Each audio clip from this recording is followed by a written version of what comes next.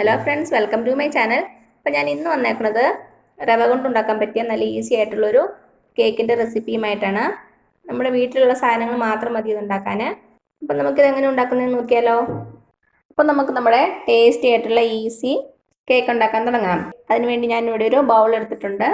നമുക്ക് ആദ്യം ഇതിലേക്കൊരു 1/4 കപ്പ് തൈര് ചേർത്ത് കൊടുക്കാം. അധികം പുളിയില്ലാത്ത നല്ല കട്ടിയുള്ള തൈര്.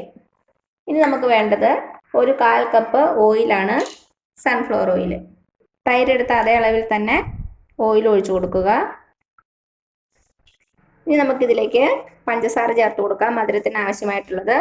ഞാനിവിടെ ഒരു 1/2 കപ്പ് പഞ്ചസാര എടുത്തിട്ടുണ്ട്, അത് ചേർത്ത് കൊടുക്കാം. ഞാൻ പഞ്ചസാര ജസ്റ്റ് ഒന്ന് പൊടിച്ചെടുത്തിട്ടുണ്ട് കേട്ടോ, നന്നായിട്ട് പെട്ടെന്ന് മെൽറ്റ് ആകാൻ വേണ്ടിയിട്ടാണ്. പൊടിച്ചില്ലെങ്കിലും കുഴപ്പമില്ല. ഇനി ഇതിലേക്ക് ചേർത്ത് കൊടുക്കേണ്ടത് റവയാണ്, 1 കപ്പ് റവ. ഇനി ഇതെല്ലാം കൂടി നന്നായിട്ടൊന്ന് മിക്സ് ചെയ്ത് കൊടുക്കാം.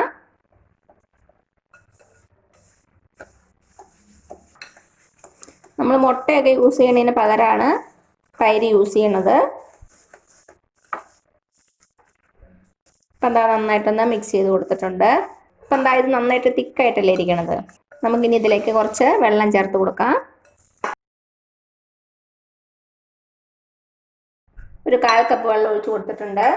എന്നിട്ട് നന്നായിട്ടൊന്ന് മിക്സ് ചെയ്ത് കൊടുക്കാം.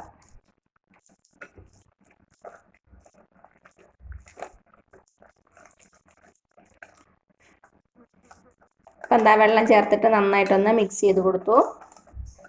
ഇനി നമുക്കൊരു 15 മിനിറ്റ് ഇങ്ങനെ വെച്ചിരിക്കാം. ഞാനിപ്പോൾ ഇത് അടച്ചു വെച്ച് കൊടുത്തു. ഇനി ഒരു 15 മിനിറ്റ് കഴിയുമ്പോൾ നമുക്ക് ഓപ്പൺ ചെയ്ത് നോക്കാം. അപ്പം നമ്മുടെ മാവ് റെഡിയാണ് സമയം കൊണ്ട് ഒരു പാത്രം എടുക്കുക. ഇതേപോലെ ഒരു നോൺ സ്റ്റിക്ക് പാത്രമോ അല്ലെങ്കിൽ കുക്കറോ അതും അല്ലെങ്കിൽ ഒരു അലുമിനിയം പാത്രമോ എടുത്താൽ മതി. ഇനി ഈ പാത്രം നമുക്കൊരു 10 മിനിറ്റ് പ്രീ ഹീറ്റ് ചെയ്യണം. എന്നിട്ട് വേണം നമുക്ക് നമ്മുടെ കേക്ക് ബേക്ക് ചെയ്തെടുക്കാൻ വേണ്ടിയിട്ട്. ഇതിലേക്ക് നമുക്കൊരു റിങ്ങും കൂടെ വെച്ച് കൊടുക്കാം. കേക്ക് ഒരിക്കലും ഡയറക്റ്റ് ആയിട്ട് പാത്രത്തിലേക്ക് വെച്ച് കൊടുക്കരുത്. ഞാൻ ഇതിൻ്റെ മുകളിലേക്ക് ഇതുപോലൊരു പാത്രം കൂടെ വെച്ച് കൊടുക്കാം കേട്ടോ. ഇനി ഇത് നമുക്ക് അടച്ചു വെച്ച് കൊടുക്കാം. ഇനി മീഡിയം ഫ്ലെയിമിൽ ഒരു 10 മിനിറ്റ് ഇങ്ങനെ ഇരിക്കട്ടെ. എന്നിട്ട് നമുക്ക് നമ്മുടെ കേക്ക് ഇതിലേക്ക് വെച്ച് കൊടുക്കാം. അപ്പം എന്താ ഒരു 15 മിനിറ്റ് ആയിട്ടുണ്ട്, നമുക്ക് തുറന്നു നോക്കാം. ഇതാ നമ്മുടെ കേക്കിൻ്റെ ബാറ്റർ നന്നായിട്ടൊന്ന് തിക്കായിട്ട് വന്നിട്ടുണ്ട്. ഇനി നമുക്കൊരു അരിപ്പയിലൂടെ ഒരു 2 ടേബിൾ സ്പൂൺ മൈദ ഇതിലേക്ക് ചേർത്ത് കൊടുക്കാം. അതേപോലെ തന്നെ ഒരു 1/2 teaspoon baking powder, 1/4 teaspoon baking soda.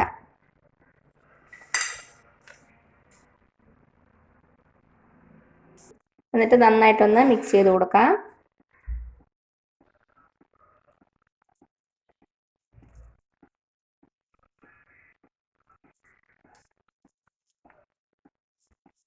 ഇനി ഇതിലേക്ക് നമുക്ക് കുറച്ച് പാല് ചേർത്ത് കൊടുക്കാം. ആദ്യം ഒരു 2 ടേബിൾ സ്പൂണോളം ചേർത്ത് കൊടുക്കാം. എന്നിട്ട് നന്നായിട്ടൊന്ന് മിക്സ് ചെയ്ത് കൊടുക്കുക. നമുക്കൊരു 1/2 ടേബിൾ സ്പൂൺ കൂടെ ചേർത്ത് കൊടുക്കാം. നന്നായിട്ട് മിക്സ് ചെയ്ത് കൊടുക്കാം. ഇനി അവസാനമായിട്ട് നമുക്കിതിലേക്ക് ഒരു 1/2 ടീസ്പൂൺ എസൻസ് ചേർത്ത് കൊടുക്കാം. ഞാനിവിടെ പൈനാപ്പിളിൻ്റെ എസൻസ് ആണ് ചേർക്കുന്നത്. നിങ്ങൾക്ക് ഏത് എസൻസ് ആണോ ഇഷ്ടം അത് യൂസ് ചെയ്തോളൂ കേട്ടോ. പൈനാപ്പിളോ വാനിലയോ നിങ്ങളുടെ കയ്യിലുള്ള എസൻസ് യൂസ് ചെയ്യാം. എന്നിട്ട് നന്നായിട്ടൊന്ന് മിക്സ് ചെയ്ത് കൊടുക്കുക. അപ്പം എല്ലാം കൂടെ ചേർന്ന് നന്നായിട്ട് യോജിച്ച് വന്നിട്ടുണ്ട്. ഇതിനി ഇവിടെ ഇരിക്കട്ടെ. നമുക്ക് കേക്ക് സെറ്റ് ചെയ്യാൻ വേണ്ടിയിട്ട് ഞാനിവിടെ 3 സ്റ്റീൽ പാത്രങ്ങൾ എടുത്തിട്ടുണ്ട്. ഇപ്പം ഈ ടൈപ്പിലുള്ള പാത്രം അല്ലെങ്കിൽ നിങ്ങൾക്ക് ഇഷ്ടമുള്ള പാത്രം എടുക്കാം കേട്ടോ. ഇതേ സൈസിലുള്ള പാത്രം വേണമെന്നൊന്നുമില്ല. ഇതിലേക്ക് നമുക്ക് കുറച്ച് ഓയിലോ ബട്ടറോ അല്ലെങ്കിൽ നെയ്യോ ഒഴിച്ചു കൊടുക്കാം. കുറച്ച് മതിയാവും. നമ്മുടെ പാത്രം ഒന്ന് ഗ്രീസ് ചെയ്യാൻ വേണ്ടിയിട്ടാണ്.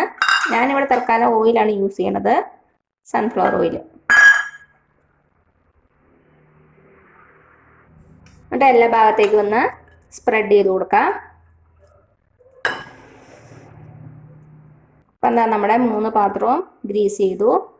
ഇനി ഒരു തവി ഉപയോഗിച്ച് നമുക്കിതിൻ്റെ പാതി ഭാഗത്തോളം നിറച്ച് കൊടുക്കാം.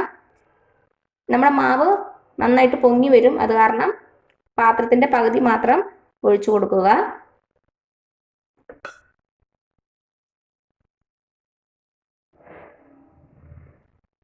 ഇതാ ഇത്രയും മതിയാകും. എല്ലാ പാത്രത്തിലും നമുക്ക് ഒഴിച്ചു കൊടുക്കാം.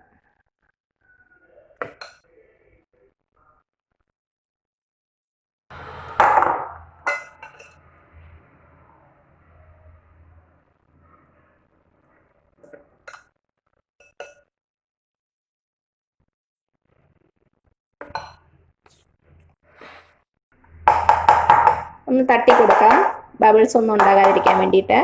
ഇനി ഇതിൻ്റെ മുകളിലേക്ക് ഞാൻ കുറച്ച് ടൂട്ടി ഫ്രൂട്ടി ചേർത്ത് കൊടുക്കുകയാണ്, കാണാൻ ഒരു ലുക്കിന് വേണ്ടിയിട്ട്. അപ്പം എന്താ ഒരു 10 മിനിറ്റ് കഴിഞ്ഞിട്ടുണ്ട്. നമുക്ക് ഇത് ഓപ്പൺ ചെയ്തിട്ട് നമ്മുടെ കേക്ക് ഇതിലേക്ക് വെച്ച് കൊടുക്കാം.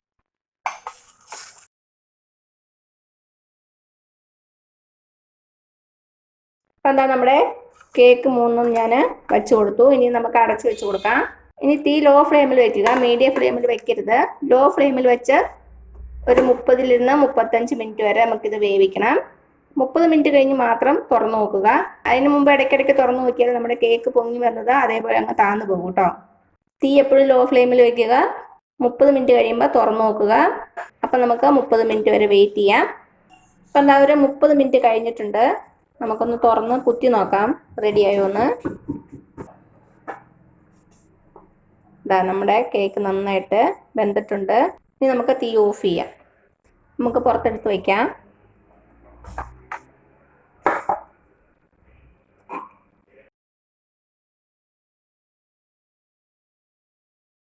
അപ്പം എന്താ നമ്മുടെ കേക്കെല്ലാം ഞാൻ എടുത്ത് വെളിയിൽ വെച്ചു.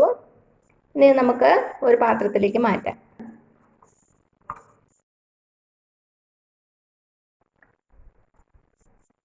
ഇതാ നമ്മുടെ കേക്ക് റെഡി ആയിട്ടുണ്ട്.